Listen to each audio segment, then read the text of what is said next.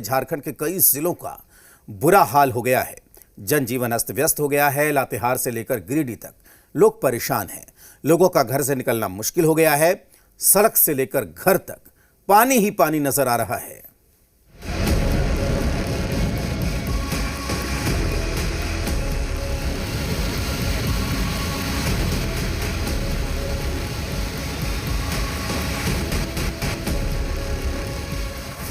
मौसम कुछ ज्यादा हुआ मेहरबान। लगातार बारिश से जीना हुआ मुहाल।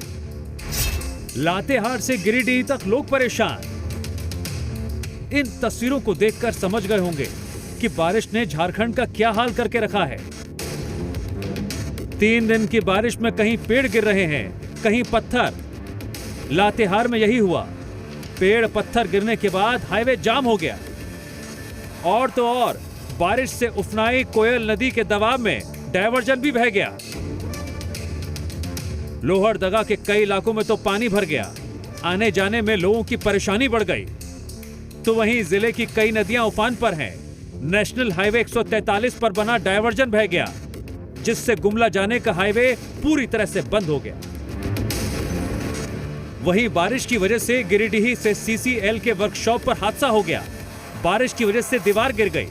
हालांकि इस हादसे में कोई हताहत या जख्मी नहीं हुआ। तो वहीं गिरिडीह का उसरी वाटरफॉल का भी जल स्तर बढ़ गया। बारिश की वजह से उसरी वाटरफॉल की खूबसूरती निहारने लोग पहुंचने लगे हैं।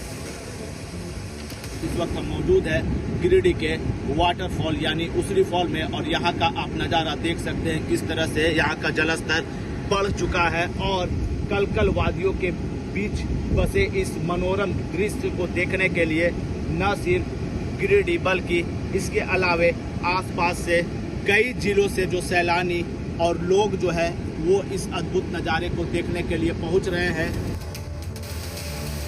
लगातार बारिश से बोकारो का तेनूघाट डैम का जलस्तर काफी बढ़ गया है। पानी बढ़ने की वजह से डैम के 8 गेट खोल दिए गए हैं। 77,000 क्यूसेक पानी दामोदर नदी में छोड़ा गया है।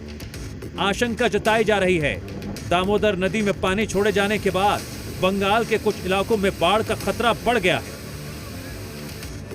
यह हाल है झारखंड का, जहां 3 दिन की बारिश ने बर्बादी के निशान छोड़े हैं। ब्यूरो रिपोर्ट, जी मीडिया।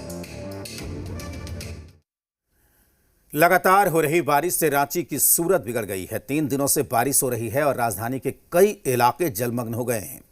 गली मोहल्ले को छोड़िए, मेन रोड पर पानी भर गया है। कई घरों में पानी दाखिल हो गया है। तो वहीं ग्रामीण इलाकों में हालात और भी बदतर हो गए हैं।